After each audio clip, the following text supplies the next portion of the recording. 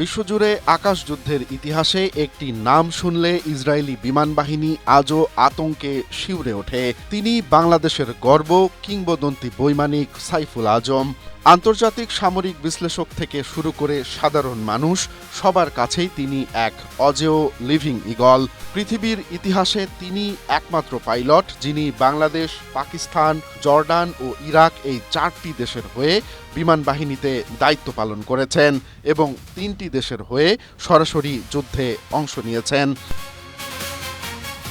1965 সালের পাক ভারত যুদ্ধে ভারতীয় বিমান বাহিনীর বিমান ভূপাতিত করে তিনি অর্জন করেন সিতারা-ই-জুরাত। তবে তার বীরত্বের চূড়ান্ত বহিঃপ্রকাশ ঘটে 1967 সালের আরব ইসরায়েল 6 দিনের যুদ্ধে। স্ট্রবেরি সুপার ডটেড ও ক্লাসিক ভ্যারিয়েন্টে সেন্সেশন জাগুক শিহরণ। জর্ডান ও ইরাকি বিমান বাহিনীর হয়ে মাত্র 72 ঘন্টার ব্যবধানে তিনি ইসরায়েলের 4টি অত্যাধুনিক যুদ্ধ বিমান ধ্বংস করেন। এটি আজও ইসরায়েলি বিমান বাহিনীর বিরুদ্ধে একক যোদ্ধা হিসেবে সর্বাধিক বিমান ভূপাতিত করার বিশ্ব রেকর্ড। আকাশপথে তার এই অবিশ্বাস্য রণকৌশল দেখে মার্কিন যুক্তরাষ্ট্র ও ইসরায়েল কিং কর্তব্য বিমূঢ় হয়ে পড়েছিল। তার অসামান্য সাহসিকতার জন্য জর্ডান সরকার তাকে অর্ডার অফ ইন্তিকলাল এবং ইরাক নুত আল সুজাত পদকে ভূষিত করে।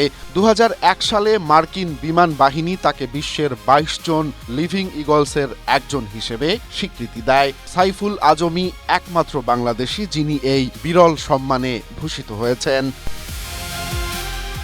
1971 সালে বাংলাদেশের স্বাধীনতার পক্ষে অবস্থান নেয়ায় তিনি পাকিস্তানে বন্দী হন। পরবর্তীতে স্বাধীন দেশে ফিরে বাংলাদেশ বিমান বাহিনীর উন্নয়নে গুরুত্বপূর্ণ ভূমিকা রাখেন এবং জাতীয় সংসদের সদস্য হিসেবেও দায়িত্ব পালন করেন।